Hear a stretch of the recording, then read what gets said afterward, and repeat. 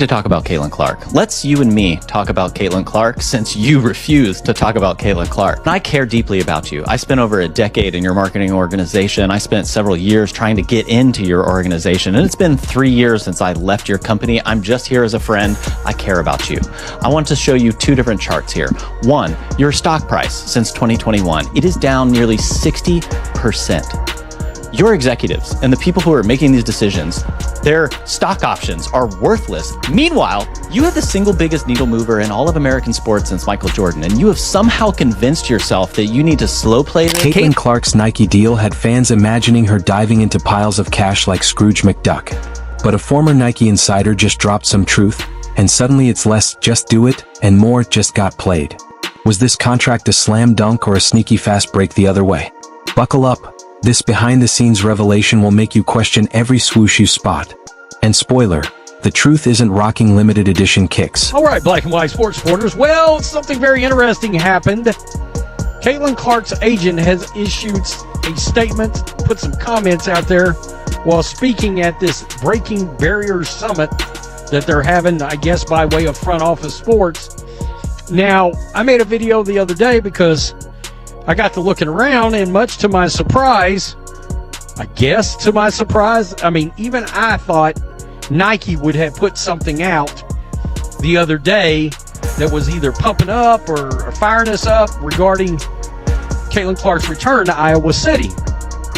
They didn't put out shit. Nike basketball or Nike. Nothing on social media. Somewhere in a stuffy boardroom, a Nike exec probably stared at a pie chart and said, "Let's make another shoe for literally anyone but Caitlin Clark." And just like that, marketing history added another classic case of brilliance, or, well, not. Google Trends search traffic for 4 female basketball players. There is one who only rivals Caitlin Clark, and that is Angel Reese, and you do not have her. She is over at Reebok. I am so confused as to how you would be so invested in the WNBA for several years, and you have been doing great work to try to elevate and uplift that league and many of the athletes there. But this seems like you have convinced yourself that this needs to be an either-or conversation. We never have an either-or conversation. Looking at Google Trends search traffic for 4 female basketball players, there's really only one who even comes close to Caitlin Clark, and that's Angel Reese.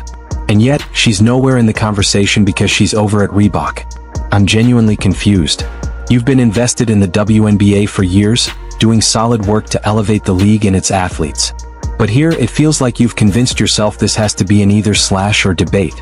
And that's not how we talk about these things. We never have to make it one or the other. Finally came out. Caitlin Clark voted on by general managers, the best point guard, the best shooting guard, and the singular player they would start the franchise with. In the weird, insular WNBA, this has been a real struggle.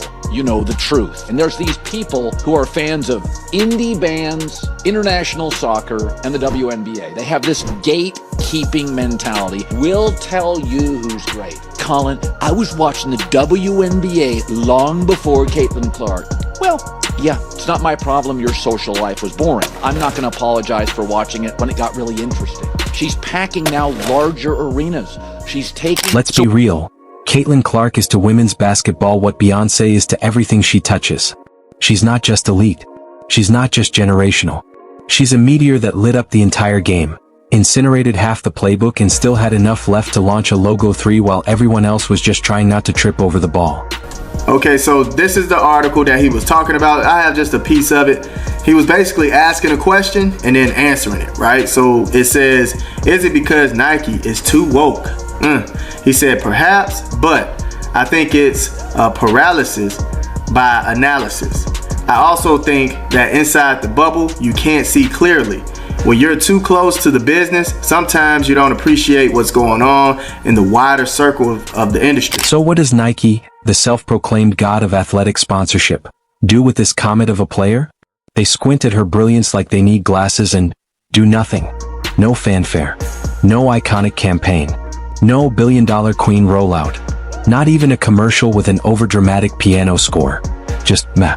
Like she's a bench warmer for a local U8 team, not the most electrifying figure to hit women's sports in decades. I realize tomorrow we are going to get a Kobe Protro, apparently. I haven't heard much about it. It's going to be $190. Very few people will be able to get it, and that will be about a year after you have signed her and after she won Rookie of the Year. This is so confusing to me.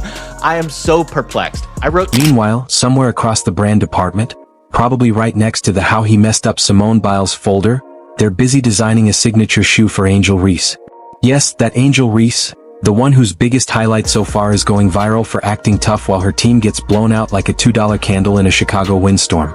Apparently, if you wave your hand in someone's face after a win and rack up double-digit losses, Nike won't just give you a shoe, they'll throw in a fruit basket for good measure.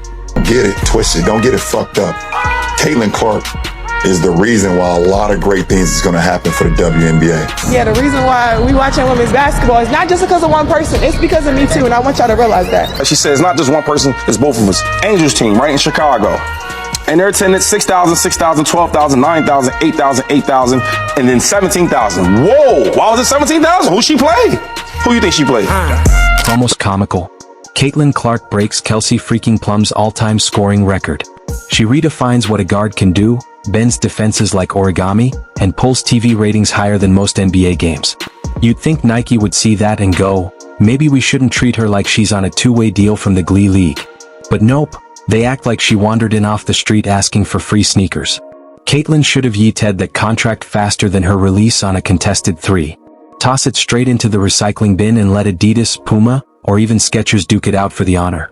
Because let's be real, New Balance would build a temple in her name. Adidas would cancel all future collabs and rename a whole department after her. And Puma? Puma would legally change its name to Caitlin Clark Athletics and call it a tax write-off. Caitlin Clark, obviously. Nike have screwed Caitlin Clark.